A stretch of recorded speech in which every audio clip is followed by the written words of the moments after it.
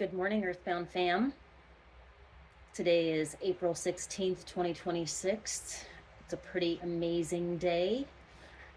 Mercury has officially crossed over the border of Pisces into Aries. It was his birthday just a day ago. Happy birthday, Mr. Merc.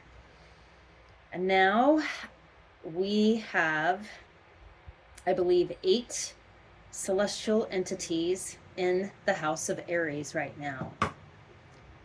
We have Mr. Merc, Neptune, Mars, Saturn, Mama Moon, Sun, Chiron, and we also have Eris, the goddess of disruption. She's conjunct Chiron, she's not on this chart, but she and Chiron are conjunct, have been for quite some time. Mama Moon and Father Sun will be conjunct, I believe it is around 8:30-ish on April 17th, Central Standard Time, and PS, this chart is set at Central Standard Time. I just wanted to come on here and bring attention to how incredible this chart is right now. It is full of the most beautiful, beautiful aspects, and the energy that is coming at us right now is so full of love and peace and harmony. It's absolutely beautiful. And I just want to bring attention to the fact that we can open our hearts to this kind of energy. We don't have to be pulled in by all of the dramas and the traumas that seem to be popping up around us all over the place. Those are illusions and delusions that we choose to buy into. But when we choose to turn our attention to other energies that bring love and peace and harmony and equality and equanimity, it can really change the energy that goes on outside in our world. What we do inside projects outside. And so let me just bring these to your attention. We have Mercury and Neptune. This is Mercury, this is Neptune. They are in conjunction right now at 2 degrees of Aries. Neptune is the oldest planet on the astrological chart. He rules Pisces. This is Pisces. He is not necessarily the oldest planet, but he rules the oldest sign. Pisces is a water sign. Neptune is an Aries, which is a fire sign. So we have a lot of fire and water pulling and pushing right now. Mercury is the youngest planet of the zodiac. He's not necessarily the very youngest planet, but he is the youngest planet on the zodiac. He just crossed into Aries also. Aries is all about passion, action, willpower, moving forward, taking charge, not worrying about what the consequences might be, but just taking the risk of doing it regardless of what the consequences might be. We have Mercury, the planet of communication. And we have Neptune, the planet of delusion, and also disillusion, so dissolving, happening right now. We have Mars, who's just 3 degrees ahead of them, at 5 degrees Aries right now. Mars is the warrior planet, and we give him a lot of grief on being very angry and being very what's the word I'm looking for? Being very aggressive, being very rebellious. And yes, he is all of these things, but he is also passion, and he is influence, and he is the epitome of doing the thing. Whatever it is you're afraid of, to get over that fear and just do it. Perseverance. They are all in this little area right here, within this first 5 degrees of Aries. Sorry, my cat's playing. Obviously playing a little too rough. And they are all working together right now. This is a difficult place for Neptune to be. Although Neptune in Greek mythology was Poseidon, and he was one of the main trainers of Mars or Ares in Greek mythology, warrior training. Being in the house of Aries is not a very comfortable place for Neptune to be. He is the one who dissolves. He drowns out. He is right now in the house of rebirth. And so he is coming into a whole new state of being. Mars has been reborn. Mercury has been reborn. The communications that we share with each other can be reborn. They don't have to be set in fear. They don't have to be set in scarcity. They don't have to be set in anything other than what it is we want to communicate in our lives to others. If you have beef to get off your chest towards someone, it's a great time to do that. Mercury's on your side. He can help you with diplomacy right now. He can help you bring communications into a peaceful place. Especially here with Neptune, because with Neptune, you can dissolve all of those negative feelings that went with those communications. You can take those negative feelings and you can switch them. You can transform them. You can evolve them into a communication that becomes a place where you're bringing an understanding between you and whoever you may have had this beef with. Now, if there is no beef, you can take communication and you can grow it, expand it, turn it into something that is a gift to all beings, to everyone out there who wants to hear what you have to say. And not everybody wants to hear what you have to say, and that's okay. They don't have to. You don't have to fight for that either in Aries. You just go forth with no expectation, with no fear, with no worry about what may come of it. You just do the thing. You just do it. That's the beauty of Aries. And not only are these three planets working together to bring this disillusion and communication of what is just as it is, which is just plain old truth, to the surface of our lives. We also have Saturn here, the planet of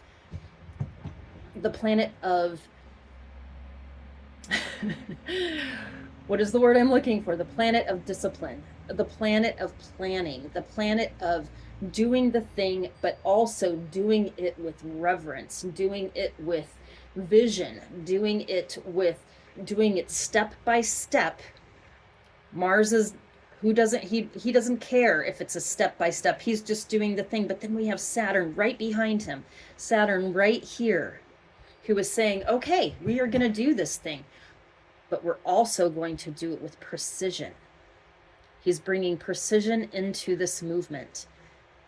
It's absolutely beautiful. All of them are in conjunction. Each and every one of these four planets are in conjunction. We have Moon and Sun. Moon has just crossed over all of them, going into her newness here, which she will be in overnight tonight with Father Sun. I think the exact new moon is tomorrow morning, as I had said earlier, at around 8:30 a.m. Central Time. We also have Sun and Chiron and Eris, who is not on this chart, should be, but isn't, in conjunction. They are in conjunction, Father Sun, who enlightens and brings energy to all life on earth, and Chiron, who is the protector of our inner child. He also represents our inner child wounds, or the wounds that we carry with us, that we choose to carry with us. Chiron was the great centaur, the great warrior centaur, who was injured by an arrow, poisoned with the blood never mind, I'm not going to go into all of that. Anyway, Chiron was shot with a poisoned arrow, and the poison on this arrow was not able, he was not able to heal himself. Although he could heal everyone else, he was not able to heal himself. So what he did is he sacrificed himself so that wisdom could be known to all men. We have Sun and Chiron in conjunction right now. Sun is asking us, what is it that you're holding on to that could really be let go of, that could really, really be sacrificed so that you can show your authenticity to all men and women, to everyone around you, no longer hiding behind any masks, any dyes, any makeups, any clothing, anything. Just you as you are, as you come as you are, come as you are, as you were, as I want you to be. Sorry, just had to break out. Reminds me of a song. Okay, so moving forward. From all of those beautiful aspects, we have Pluto over here at 5 degrees of Aquarius, the house of Aquarius, the house of revolution and evolution. No holds barred when it comes to evolution and revolution. Look at this energy that he is just shining over here to Mercury, to Neptune, to Mars, to Saturn. Look at this. I mean, it is just this laser beam of incredible energy. Pluto is the planet of death and rebirth. He is in the house of Aquarius, the house of revolution, pointing all of this energy into the first house of Aries, where there's so much rebirth going on right now. Death and the babyists of new birth. Pluto, Neptune, Mars, Saturn. Oh my goodness. I mean, there's so much opening up for us right now. So much energy opening up for us right now. He is sextiling. A sextile is a very kind energy. It is a very strengthening energy. It is a very joining energy. It is a very inclusive energy where everyone just comes together. He's shining this rebirth onto all of us, where we can all come together in this rebirth right now. It's absolutely amazing. And then we have Lilith here in Sagittarius, shining her light up to Saturn and over here to Father Sun. And these are both in trines. Trines are, again, another entrining energetic, joining together, bringing points of light into one enjoyment. Again, coming together, uniting as one. We also have Jupiter down here in Cancer. He is in a square right now with Mama Moon, which means that there's a little bit of confrontation. Oh, I'm sorry. I said that Lilith was pointing to Father Sun. Lilith is pointing to Mama Moon. She's trining Mama Moon. Oh, beautiful goddess energy. How gorgeous is that? Sorry that I messed that up. But we also have Jupiter, who is squaring Mama Moon right now. Not a big deal. Jupiter and Mama Moon in a square is actually can be a very positive energy, especially with Mama Moon sitting right there in Aries. Jupiter is the planet of expansion, and Mama Moon is moving towards Father Sun and Chiron and Eris. With this energy right now of expansion, as she is in her balsamic state, moving into her state of newness, she is gathering this expanding wisdom of Jupiter, and in Cancer, who in this particular aspect represents an expansion of understanding of home and our relationships with people relationships with our immediate friends, our immediate families, and how those relationships are coinciding with each other. If you have issues right now, again, if you have issues or beef with anybody right now, Jupiter and Moon together in this square are offering you a chance to expand beyond those, to take those and put them aside and look beyond the confrontations or beyond the turmoil that may be there. There's a bigger picture here as Moon moves towards Sun and Chiron, which she will be doing all day today. She will be moving towards them. We also have this incredible aspect down here of Uranus. This is Fortune, who's probably moved on from right now by the time I published this video, because it was 9/19 when I took this picture, and Fortune moves fast. Regardless, we have Uranus, Fortune, and Venus, all in very close proportion to each other in the last degrees, the last decan of the house of Taurus, the first earth house. Also not on this chart, we have Ceres, who is up here in Taurus. Ceres is considered to be basically Mother Earth, all in the house of Taurus. And I want you to understand also, before I go into the house of Taurus and what these mean, look at how many planets are sitting here in just these two houses, Aries and Taurus, the first two houses of the zodiac. That is so much energy coming at us in these first two houses.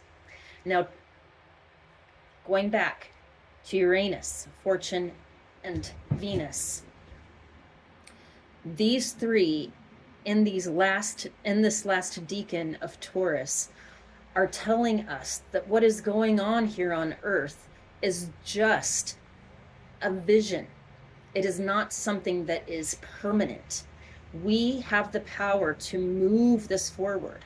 Venus tomorrow will be in a completely different degree than she is right now in Taurus. She will be moving further towards Uranus. When they come together, which they will at this 29th degree, just before Uranus moves into the house of Gemini down here, which will happen on the 25th of April.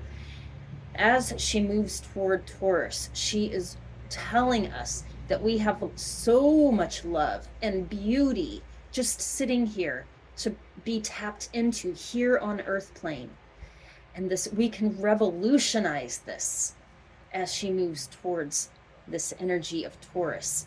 And Fortune, in between the two, I mean, this is where our fortune as a collective lies, between the beauty of Earth, between the revolutionizing energy that is happening here. Fortune lies in between, and it's actually sitting at the exact degree of the middle of them. How beautiful is that?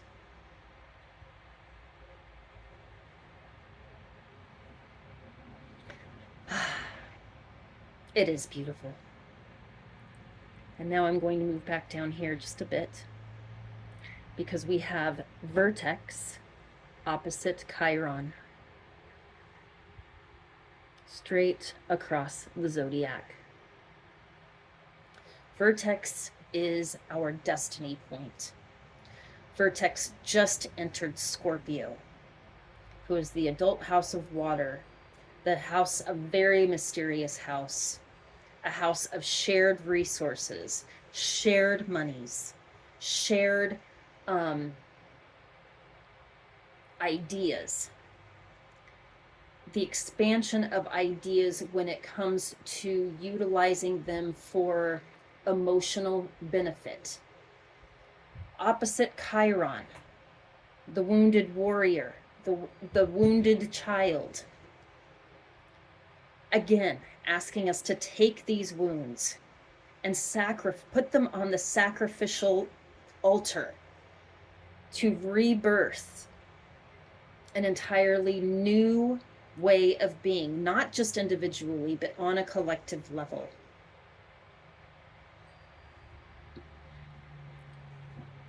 These energies, my friends, are literally beckoning us to do things differently in our own ways, in our own time, with our hearts leading the way, without being afraid or allowing ego to step into the lane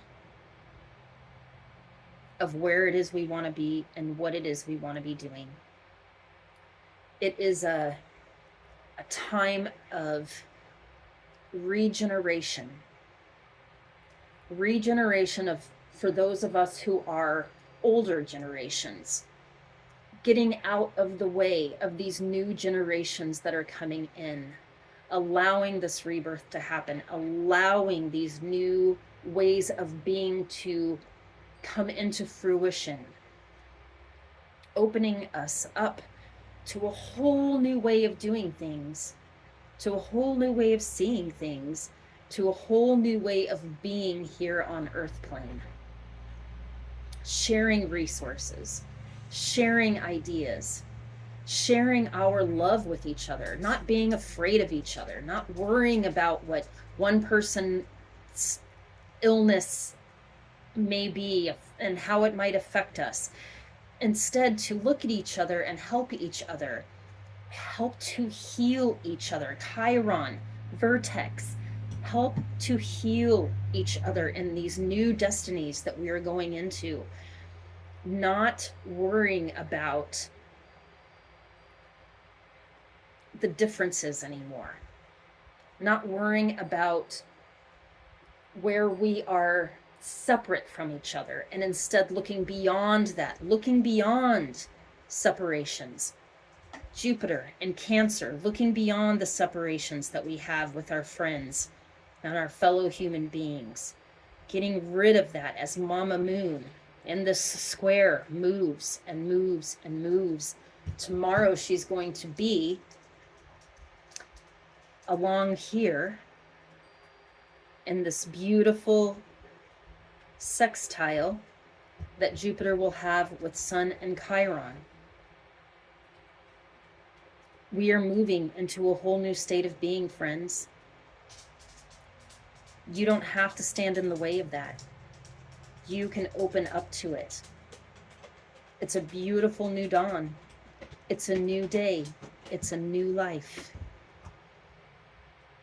And I'm feeling fine. So let's get some cards going on this, shall we?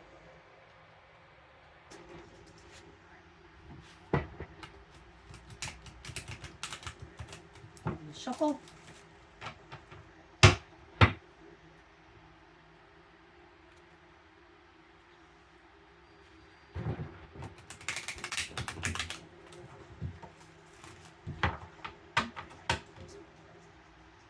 One more. I'm hearing one more.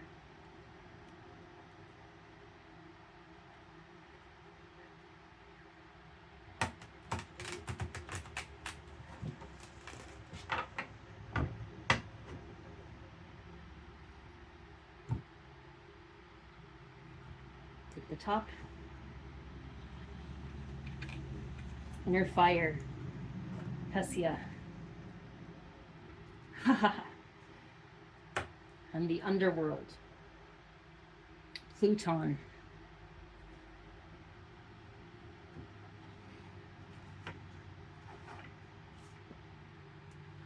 Let me see if I can make this so you can see it better.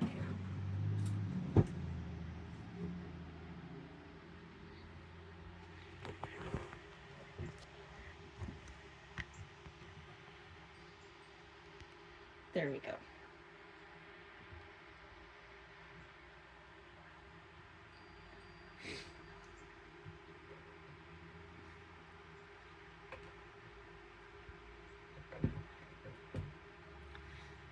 So Pluton is Pluto, god of the underworld, and the past, and the place of the past. Hestia, the inner fire, the future.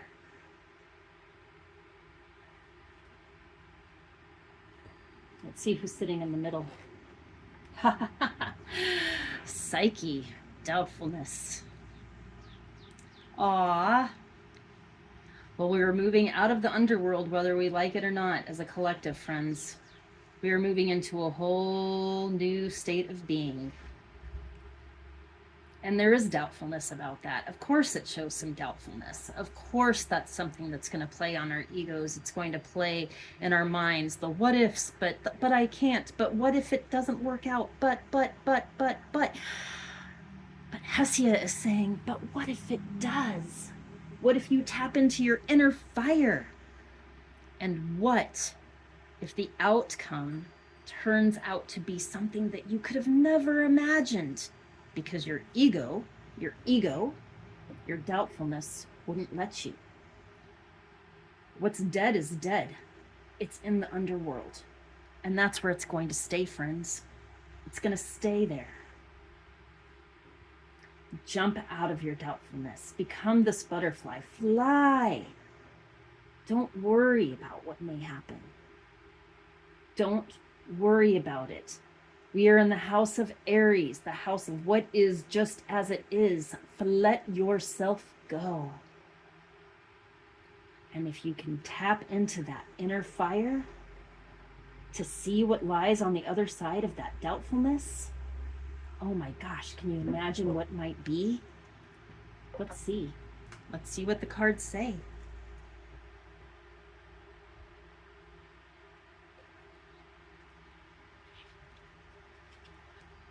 One more shuffle. Sorry, I'm dropping the cards. Oh my goodness, don't drop the cards.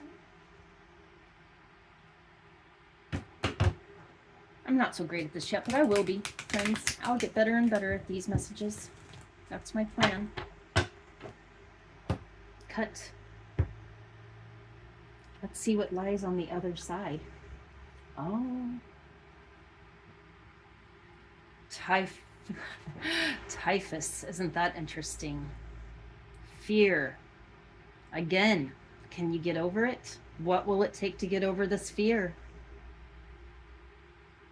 What will it take to get over this fear? It's interesting because there was just a major typhoon over in the South Pacific hitting the American islands over there around Guam.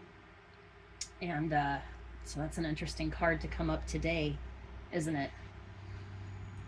So what will it take to get over this fear? I'm hearing to pull, okay, pull from the middle of here. Cunning, yes. It will take some cunning.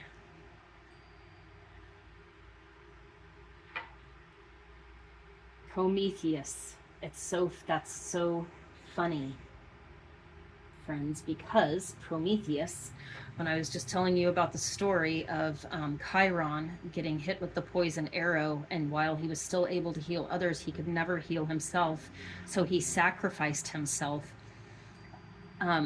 so that he could contribute to the whole of humanity. And the way that he did that was to save Prometheus's life. And Prometheus then took this spark, this new spark of life, this new inner fire. He took this new inner fire, these two together, and in his cunningness, he stole the fire from the gods and he gave it to the humans. Stole the fire from the gods and he gave it to the humans so that they had all of the same power to create that the gods had. Amazing. So yes, to get over this doubtfulness and this fear, it's going to take some cunning, friends. It's going to take some cunningness. It's going to take some bravery. It's going to take some smarts.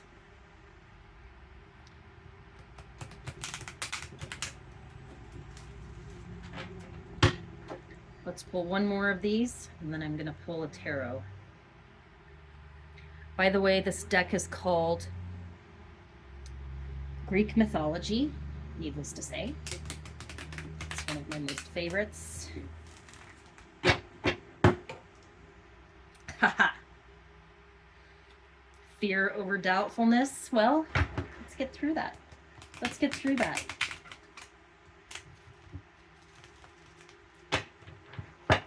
Let's get an overall message card. 2. I'm hearing 2.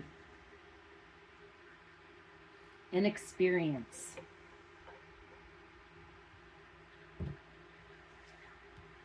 Okay.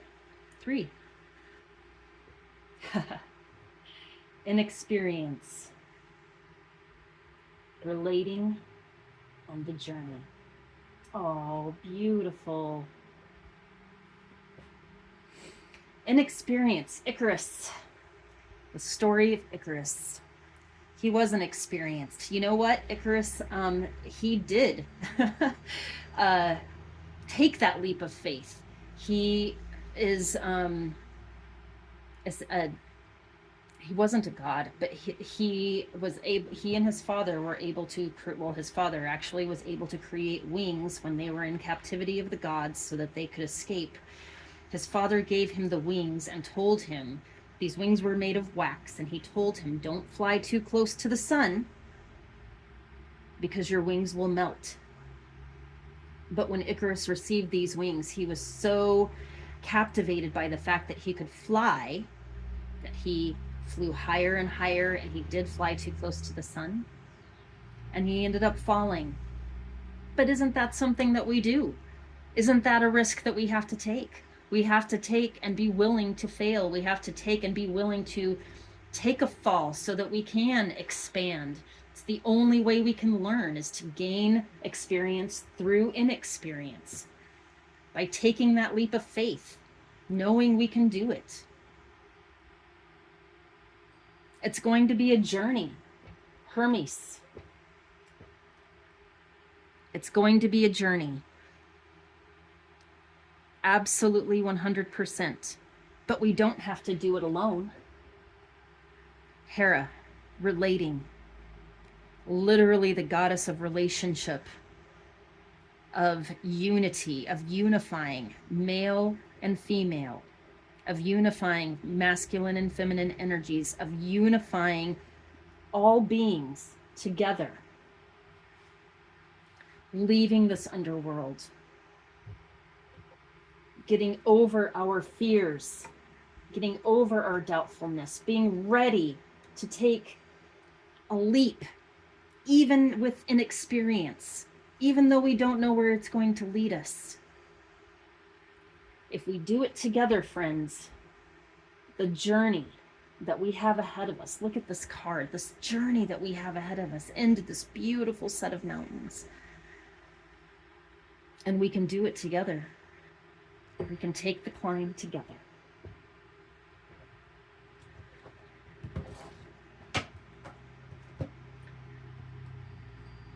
All right.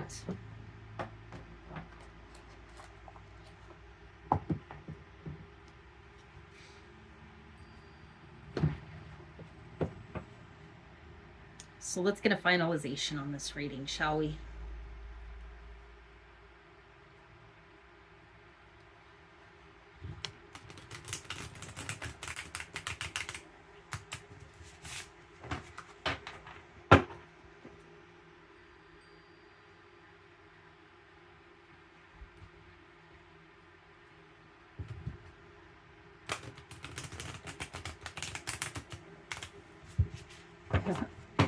I don't want to bend.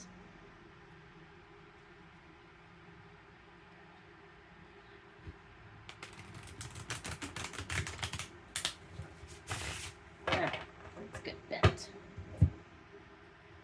Okay, I'm hearing to cut this into directions. And these directions may not be your directions, but they are my directions. So, okay, to the north.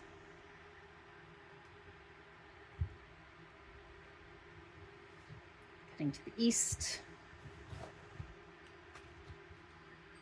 Cutting to the south, and cutting to the west. Spirit, Show us the path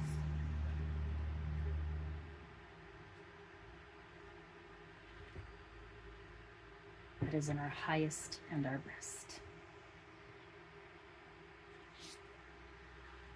Six of Pentacles. Oh, it couldn't be more perfect.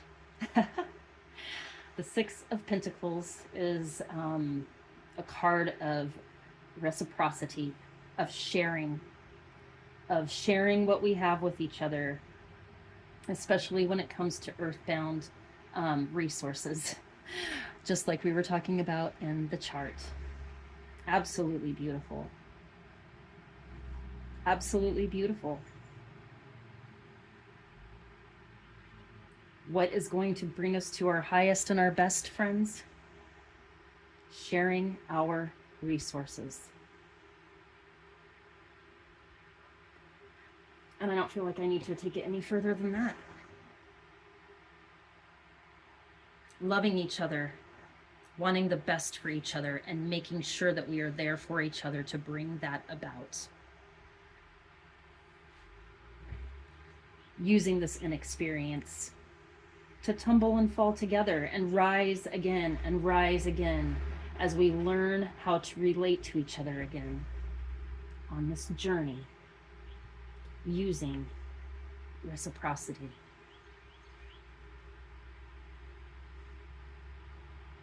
Absolutely beautiful. Well, thanks for being here with me today to go over some of this astromancy and this cartomancy. I am so grateful for your time and your attention.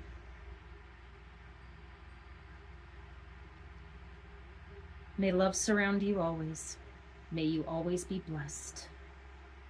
And may you always find light within the darkness. And so it is.